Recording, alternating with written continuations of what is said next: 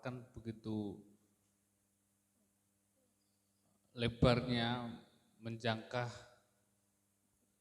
2-3 step dari kajian sastra awal, dan setelah itu mencoba untuk dikerucutkan sehingga menjadilah sebuah pembahasan kita pada malam hari ini. Pada konklusi akhirnya memang dalam peradaban manusia itu perjalanan sastra mengalami banyak sekali dilematis. Terus kemudian sastra itu hanya digunakan sebagai persembunyian niat jahat.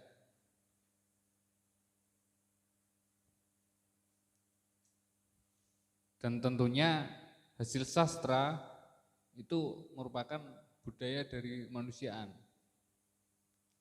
Terserah kita menanggapi sastra itu seperti apa, dikembalikan pada penafsir. Kita semua adalah penafsir dari satu bentuk sastra yang utuh. Memang saya ingin menambahi bahwa diskusi kita tadi malam puncaknya masih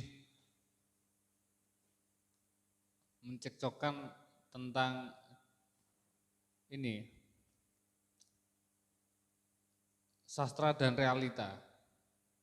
Ya memang ada yang berpendapat, ya nggak bisa, sastra itu lebih dulu daripada realita. Oh nggak bisa, realitas dulu baru menimbulkan sastra atau teks sastra. Tapi pada penjabaran yang telah berlaku, sastra itu hadir seiring berjalannya peradaban umat manusia. Jadi meskipun tidak ada teks atau naskah narasi sastra, tapi realita itu sudah bersastra. Ketika sore tadi kita kongko di tengah sawah, meskipun sawah itu tidak punya tulisan, tapi sawah itu bercerita tentang momen yang ada di situ, sehingga ketika kita kembali ke sini, di sini mampu menceritakan tentang kejadian sore tadi. Nah, itu sastra. Berjalan beriringan dengan alam itu sudah bersastra, tapi kan kita sendiri terkadang menuliskan itu, dari realita itu kita tuliskan. Padahal yaitu sastra, alam itu sudah bersastra. Oke, tentunya masih banyak ini ya, kalian pasti berontak dengan apa yang telah dipaparkan yang ada di depan sini. Silahkan, kira-kira ada persoalan untuk kita soalkan.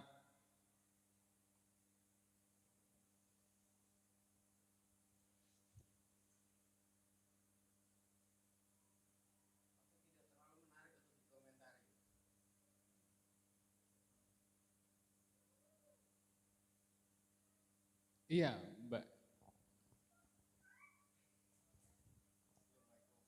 Itu sudah mikrofon di depannya.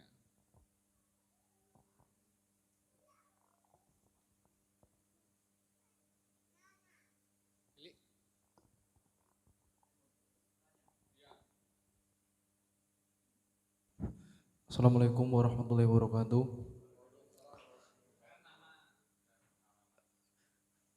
Ya, perkenalkan, nama saya Lili Sugiyarto.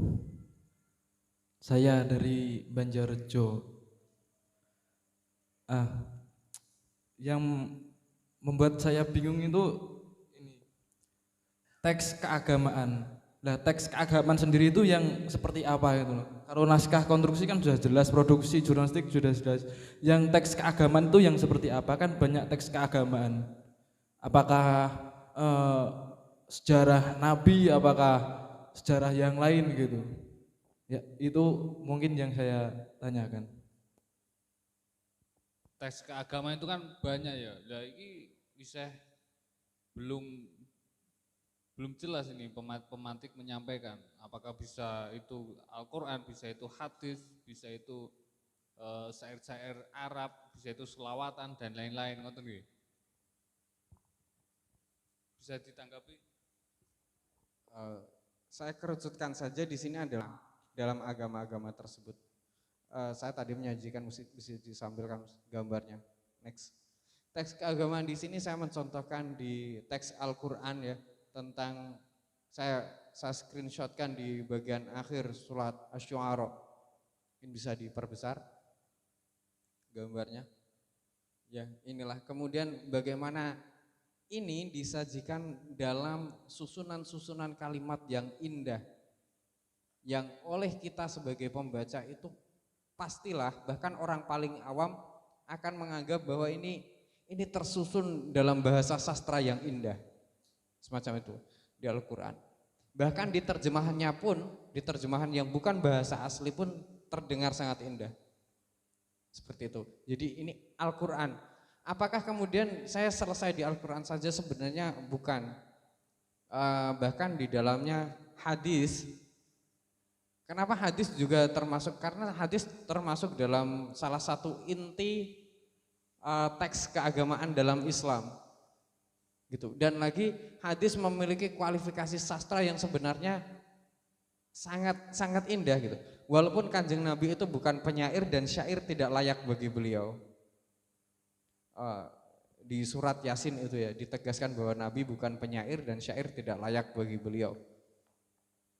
Untuk agama-agama yang lain di sini saya hanya geser dari Islam ke Nasrani. Di Nasrani ada syair Kidung Agung dalam kitab Injil, kurang lebih seperti ini teksnya. Dan teks semacam ini, susunan seindah ini tidak bisa tidak, bahkan bagi orang awam pun akan menganggap ini tersusun dalam bahasa sastra yang sangat tinggi, seperti itu. Jadi teks-teks keagamaan misalnya dalam Islam ya Quran dan hadis, dalam agama lain tentu saja itu kitab sucinya gitu Mas.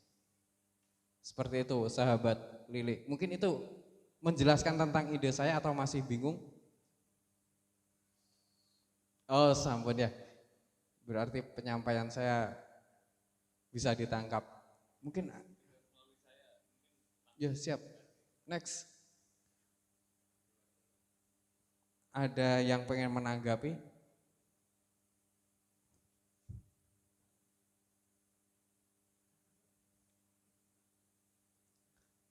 Atau seperti ini, tadi ada 3 bagian ya yang saya pengen diperlebar. Sahabat Kolis bisa geser ke slide sebelumnya. Oke, jadi teks keagamaan yang kedua adalah naskah konstitusi. Naskah konstitusi di sini adalah undang-undang dasar. Bahkan saya kemudian ini itu memiliki ide ini termasuk setiap jenis undang-undang, bahkan undang-undang pidana. Apakah teman-teman setuju bahwa undang-undang pidana itu termasuk dalam range pembahasan sastra? Termasuk dalam domain pembahasan sastra.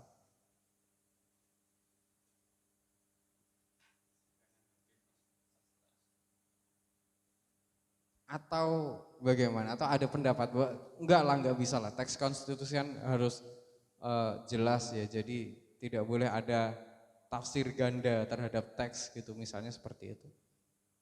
Atau bagaimana? Atau kalian manut saja dengan pendapat saya?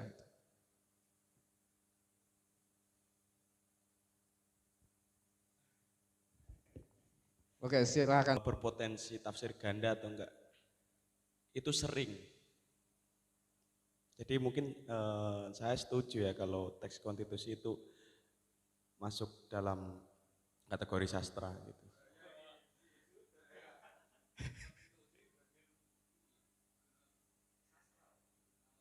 Cuman kan secara karakternya kan kayak jurnalistik tadi, dia kaku gitu kan. Gitu sih.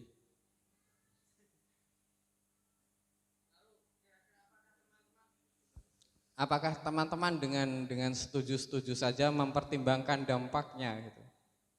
Apa jadinya kalau ada tafsir multitafsir, sebuah undang-undang itu menjadi multitafsir, maka apa dampaknya di masyarakat?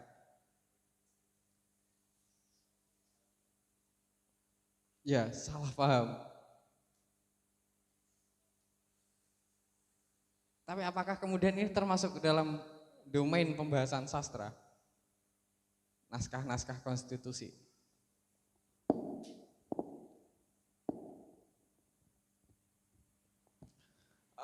Seperti ini, kita contohkan, semuanya hafal undang-undang dasar ya, pembukaan undang-undang dasar. Semuanya pernah dengar ya?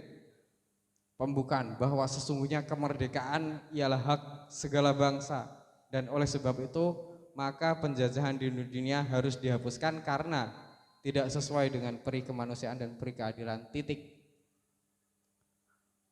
Artinya apa? Artinya jika itu dipahami sebagai bisa ditafsir ganda, maka bangsa apapun itu bebas untuk merdeka. Bangsa Melayu bebas untuk merdeka.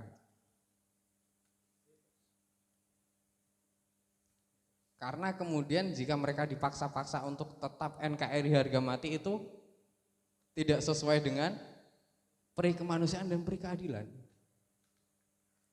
Apakah bisa ditafsiri seperti itu?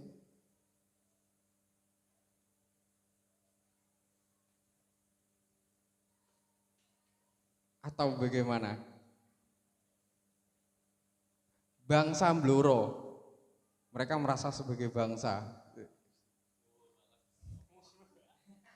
maka Bloro bebas saja memisahkan diri dari NKRI. Bisa nggak dimaknai seperti itu?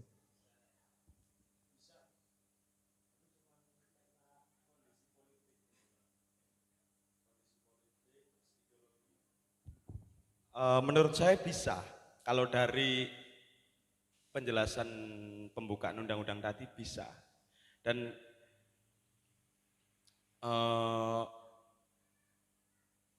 itu kan kayak setiap bangsa kan bebas memerdekakan diri, itu kan humanisme gitu kan ya. Menurut saya bisa.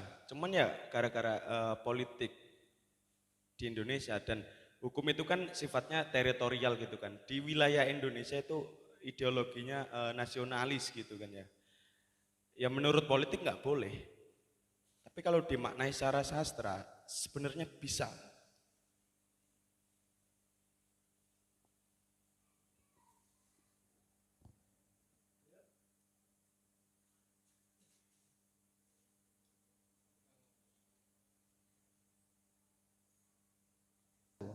Kalau kita itu menganggap dalam frame sastra itu termasuk dalam orang-orang yang dibahas di surat Asy-Syu'ara ayat-ayat terakhir. Bisa kembali Mas di gambar surat Asy-Syu'ara.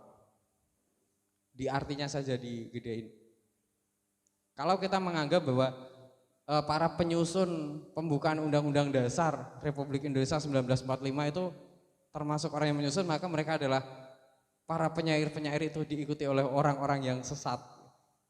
Tidakkah kamu lihat bahwasanya mereka mengembara di tiap-tiap lembah dan bahwasanya mereka mengatakan apa yang mereka sendiri tidak mengerjakan. Mereka mempersilahkan setiap bangsa merdeka tapi mereka melarangnya. Jadi para penyair yang zalim, penyusun undang-undang dasar.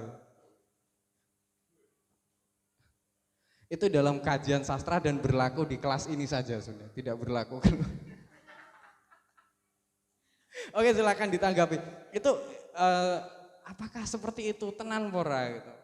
Kalaulah kita menganggap bahwa teks ini mesti bener karena digaransi ya inna nahnu nazzalna dzikra wa inna lahu lahafizun, mesti bener gitu. La raiba fi. Ya imajinasi liar kita mengatakan jangan-jangan sang penyusun ini adalah termasuk orang yang dibahas di sini gitu. Mereka mengatakan apa yang tidak mereka kerjakan.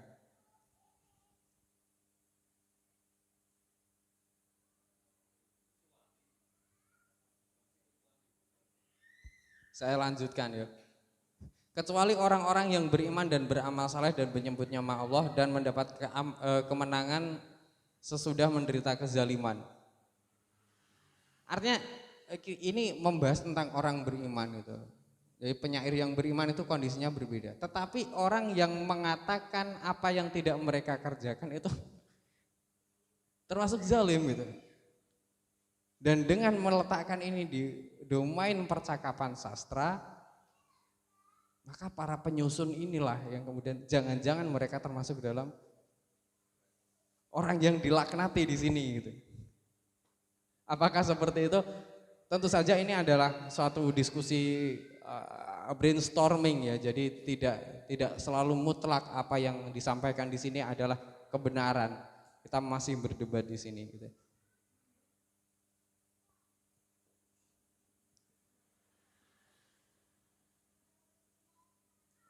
Ya.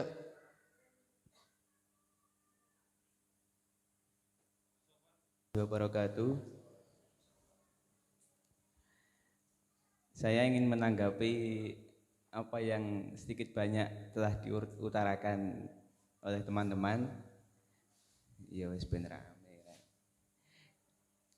Di dalam surat Asy-Syu'ara ayat 26 yang tertera di proyektor di depan, itu artinya menyatakan bahwa dan penyair-penyair itu diikuti oleh orang-orang yang sesat.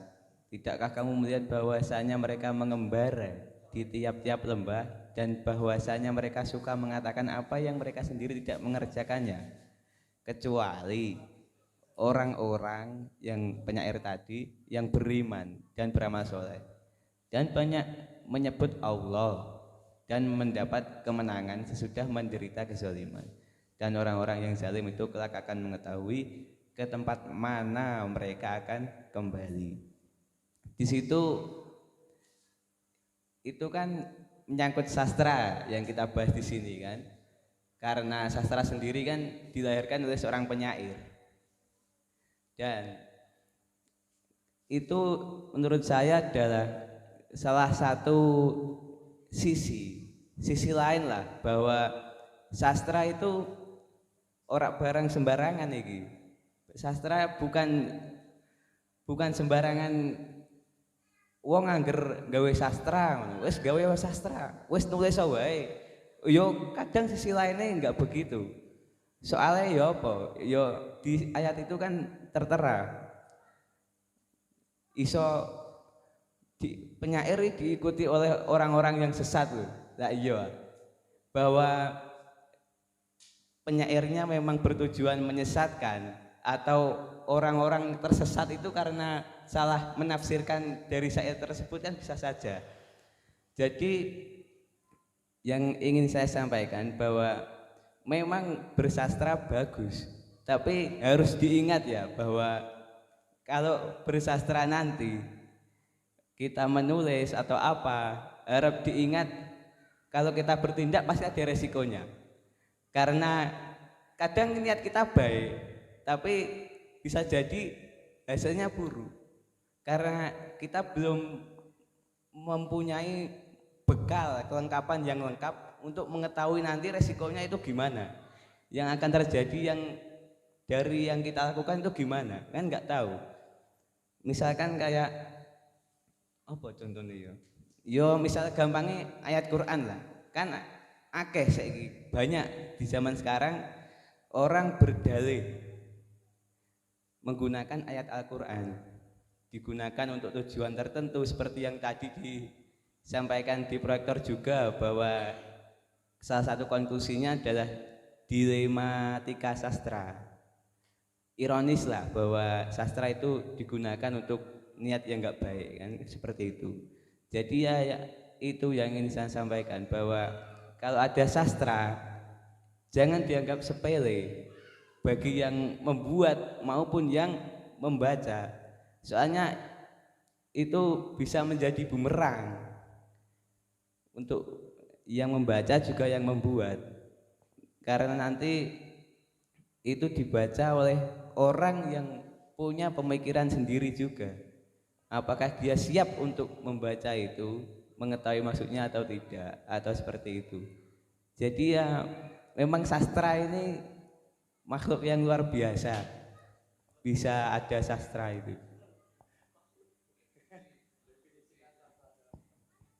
Jadi ya kalau apa belum siap untuk bersastra, yo sinau sing akeh lah.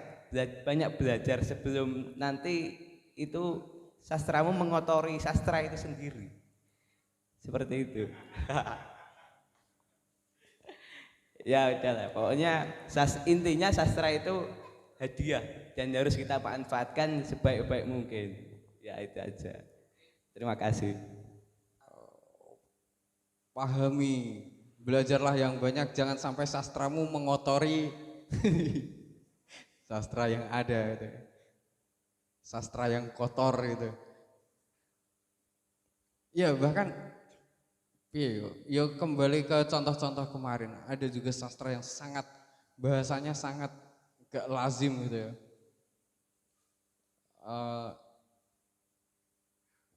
Nasi dimakan jadi tai, ku piye? Demokrasi nasi, ya mas kalimatnya mas. Demokrasi nasi jika dimakan jadi tai itu puisi Wiji Tukul plus lagunya Iwan Fals. Atau salah satu penyair yang sangat kredibel bernama Saud Situmorang. Perlukah kemudian, saya rasa perlu sekali, kenapa? Untuk menunjukkan bahwa sastra itu meliputi ngono ki barang gitu ya. Jadi saya sangat menyarankan teman-teman untuk setelah ini browsing di puisi-puisi Saud Situmorang. Salah satu penulis yang puisi yang penyair yang sangat keren dalam aku mencintaimu dan sebagainya gitu ya.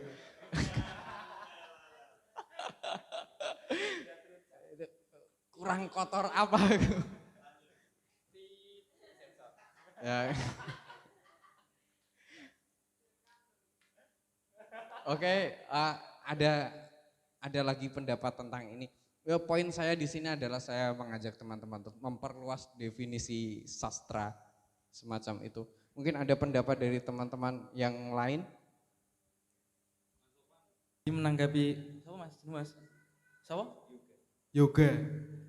Tadi dia ada kata-kata bahwasanya sastra akan mencelakakan dirinya sendiri, ya kan Mas? Saya tidak sangat setuju. Bahkan sastra dari depan tadi saya memperhatikan kan kitab suci Al-Quran kan termasuk sastra,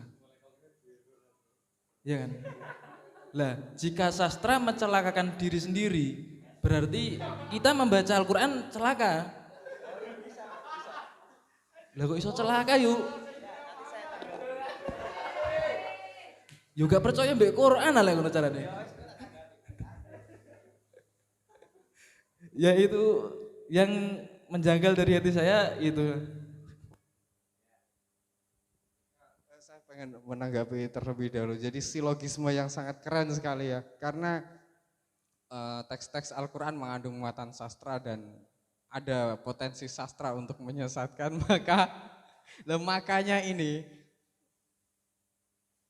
Maka kemungkinan ada potensi kita tersesat justru ketika kita membaca Al-Quran gitu. Monggo ditanggapi. Sip. Warahmatullahi wabarakatuh. Saya ingin akan menanggapi tanggapan dari Mas Lili, saudara Lili, sahabat kita Mas Lili, bahwa apa yang disampaikan Mas Lili sedikit banyak Mas Lili itu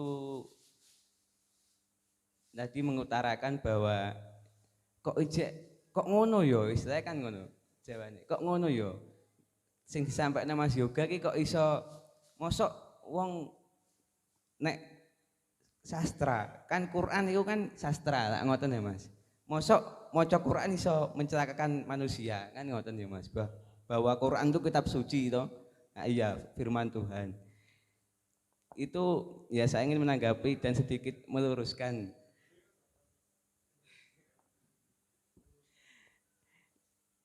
sastranya sendiri itu saya kemarin mohon maaf menyangkut mungkin yang kemarin bahwa sastra itu suci Mas, nggak bisa terkotori sastra itu karena dia objek bukan subjek, bukan koyok dia ibarat pisau lah, nek pisau kan barang kan Mas, nek barang kan nggak bisa dihukumi itu sebelum dipengaruhi oleh subjek. Nek pisau iki mbok nggo ngiris brambang yo apik kan ngono ya Mas. Nah iya, nek tanggo mentung kuwi ora gak penak. Lah gak apa ya. Ya iki gak sepaneng wae. Jadi kalau kita membaca Al-Qur'an karena Al-Qur'an tersebut merupakan juga bisa dibilang karya sastra. Itu bisa celaka. Yo aja nyalahno Qur'ane sik Mas. Sing salah dicek dulu apakah kita membaca Al-Qur'annya itu benar. Apa nanti kita itu salah tangkap terhadap apa yang dimaksudkan oleh Al-Qur'an sehingga kita bertindak berbuat sesuatu itu menimbulkan kesalahan karena kita membaca Qur'annya mungkin kurang baik, kurang lengkap seperti itu. Jadi yo mohon maaf nek Quran dibilang bisa mencelakakan orang lain, yo ora iso Mas. Yo titik ora iso pokoke. Sing bela aku Gusti Allah lho sing gawe Quran kuwi. Soalnya dia kan objek ya Mas. Nek gelas iki gelas menengah ngene iki lho Mas. Masa mbok omong gelas iki mencelakakan orang lain lho. Lho piye wong gelas kok kan ora apa-apa Mas. Kecuali nek gelas iki dienggo ngantem wong ya berarti baru. Lah Al-Qur'an iki dia kok iso mencelakakan orang lain, piye pola Al-Qur'an iki? Piye iki? Yang salah kan yang menafsirkan Mas, yang membaca kan ngono. Dan memang banyak ini fakta lah iya Mas. Bahwa Al-Qur'an kan mau siji, lah iya toh. Yang tertulis yang kita baca itu. Tapi sampai sekarang beribu-ribu tahun itu wis pira wae manusia terutama umat muslim yang membaca Al-Qur'an itu menggolongkan dirinya Mas, gawe komunitas sing nafsirno A yo kuat karo A sehingga A iki membuat komunitas dengan orang-orang yang setuju pemikirannya digawe Quran A pokoknya Quran iku A ngene engko sing nafsirno B yo ndek gak gelem ngalah padha wae Mas sampai ana pirang-pirang golongan iki Islam saiki iya lah begitu toh Mas. Ada bahkan Muhammadiyah, NU. Lu Muhammadiyah wae ada 2. Lah iya Mas. Ana sing wah akeh lah pokoknya semua ngono-ngono kuwi. Intinya bahwa Al-Qur'an bisa mencelakakan orang lain itu tidak mungkin lah Mas. Mungkin orangnya, subjeknya yang membaca Al-Qur'an itu kurang lengkap atau kurang memahami sehingga dalam penerapan apa yang telah dibaca di Quran itu kurang tepat seperti itu sehingga menimbulkan efek yang dapat mencelakakan manusia istilahnya kan ngoten. Nah Qur'ane sendiri suci tetap Mas. Sastra yo ngono yo suci padha wae. Gimana Mas? Yo wis ah. Ya sudah terima kasih. Saya mau menawarkan konklusi sih. Balik lagi ke tadi sastra, sekaligus yang perluasan definisi sastra tadi ya. Bicara soal sastra, mustahil kita, sastra secara umum ya, mustahil kita tidak melibatkan realita. Dan realita itu ada di kajian filsafat juga gitu kan. Kalau yang seperti saya bilang tadi ada realita itu ada realita subjektif dan realita objektif. Simpelnya gini, menurut pandangan saya itu subjektif itu apa yang dilihat oleh seorang. Menurutku sama menurut Mas Ahmad itu pasti beda. Menurutku ini coklat, menurut Mas Ahmad ini merah misalnya. Beda, subjektif. Tapi ada juga realitas objektif, di mana kenyataan itu diamini dan sesuai dengan pandangan orang-orang gitu. Kita setuju, saya dan Mas Ahmad setuju kalau ini kopi coklat, sesuai fakta kan. Ini objektif, iya ini coklat sesuai fakta. Kemudian bicara soal objektif subjektif ini, nanti baliknya ke tadi perdebatan naskah keagamaan, naskah konstitusi, itu masuk dalam kategori sastra atau enggak? Saya mungkin bisa ke situ ya.